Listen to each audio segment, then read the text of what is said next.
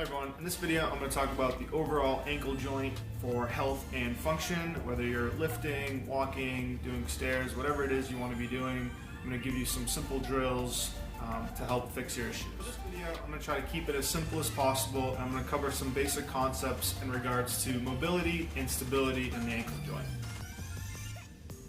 So overall, more commonly, I would say that mobility tends to be more of a problem when it comes to the ankle joint. In regards to this, you're typically going to have issues either in your soft tissue, muscles, tendons, or in the actual joint capsule. So there's different structures that you're going to need to address depending on your individual limitation.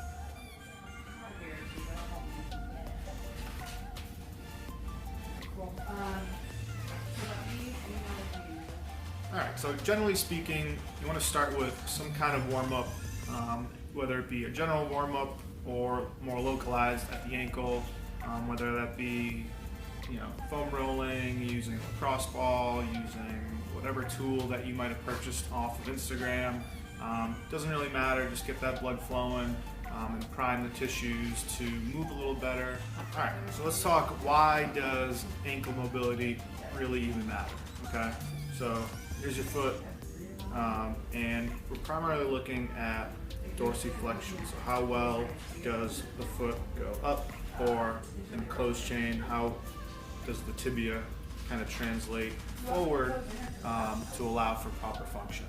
So if this is not happening here at this joint, then there will be compensation somewhere else, whether it be at the knee, at the hip, maybe the midfoot, and that can lead to pain, dysfunction, and just reduced performance. Okay, so that's really important to address, and figuring out whether you have a mobility or stability issue. If you're not sure, go see your local PT that knows what they're doing, and they should be able to assess that quite quickly, easily, and hopefully you can apply what you learn in this video to self-treat. And then if that doesn't work, come see a pro. And so I just wanted to start with one of the drills from the video. It's going to be just the half kneeling rocks. And this is more typically used to address any kind of joint restriction through the front of the ankle joint there. And I'll demonstrate it here. So it does not need to be up on a table by any means. Okay, so you're going to get in this half kneeling position, and it's all about this front leg and front ankle. So relatively 90 degrees to start based on your mobility. And all you're going to do, keep a nice neutral foot position. Make sure your foot is straight on. If you want to do it barefoot too, that would be great. These are pretty minimalist shoes, so there's nothing really restricting me with these on. But overall, you want to make sure that you don't let this foot collapse down, right? So if you're someone that pronates, right? So if we got the foot here, we want to make sure that we maintain the arch and that we do not let it collapse in while we go through this movement, or else you're just compensating, cheating, and you're not going to get the results that you're looking for here. Okay, so what you're going to do, maintain a nice active foot position, nice neutral position, and you're just going to rock forward till you feel some resistance. So if you're someone that has joint restriction, you're going to feel this limitation across the front of that ankle joint. If you have maybe soleus tightness, you might feel it more through the back. Or if you have good ankle mobility, you might not feel it anywhere. Okay, so I'm going to rock forward. I'm kind of just feeling it through the back here, and I come off of it. So I get to the end, I make sure my heel does not pop off, and I'm making sure that my foot and knee, everything isn't collapsing in. Okay, so that's a common compensation where the foot falls in, the knee falls in, and we get that valgus collapse, the dreaded collapse, right? So nice active foot position, keep that big toe down into the floor of the table, and you're going to do some repeated rocks forward and back. Okay, further you pull that leg back, may allow you to go even further into that dorsiflexion, allowing the tibia bone here to transition forward. Okay, and the goal is to get about 4 finger lengths in front of your toes. Okay, so if you draw a line down from your knee down, we're looking for 4 fingertips. okay? And you would repeat till you either gain mobility or you cause a change, and kind of utilize the retest method to see if it worked, okay? So that's, all right, next we're gonna just talk about really basic soft tissue stretching both the gastroc, which is a little higher, and the soleus, a little deeper and lower, okay? So we're gonna use a slant board in this video, but you can improvise. There are a lot of different ways to do these two stretches, and here we go. Let's jump right in, okay? So on the slant board here, you can either go individual leg or both together. Usually I recommend that if you know one side is tighter than the other, to do one at a time. That way the tighter one is not limiting your stretch on the less tighter side, okay?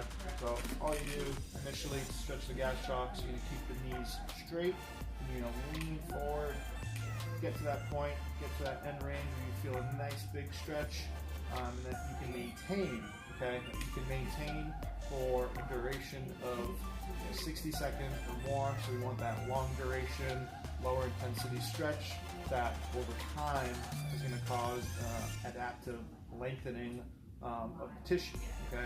Quick 5-10 second stretch isn't going to make that long-term difference, okay? Again, you can do that one leg at a time, both legs at a time, whatever you find is going to work better for you, okay? And then to switch it to the soleus, which people may miss, common one, is you're going to do the same thing, but you're going to bend that knee first, and then you're going to lean into it, okay? You should feel that more kind of low through the Achilles region, soleus a little bit more, okay? And same deal, same hold, same concepts. Big thing here, just like with those ankle rocks, we want to make sure that we're not compensating with that collapse as well, right? So we want to make sure you're maintaining that neutral position, the big toe stays in contact with the platform, and you maintain that hold.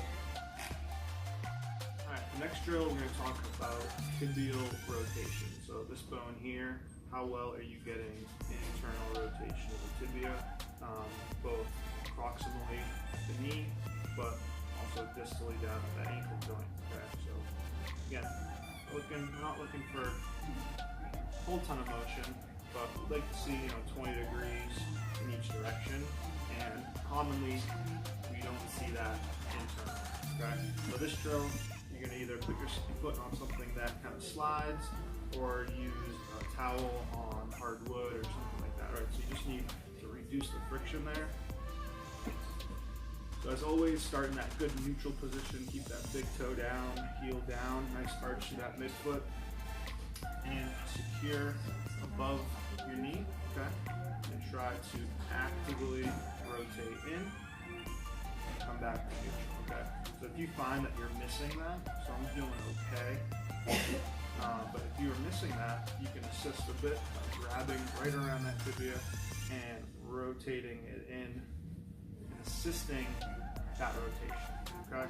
This is something that you would repeat, 10, 15 times. Again, test, retest, see if you're getting anywhere with that drill. All right.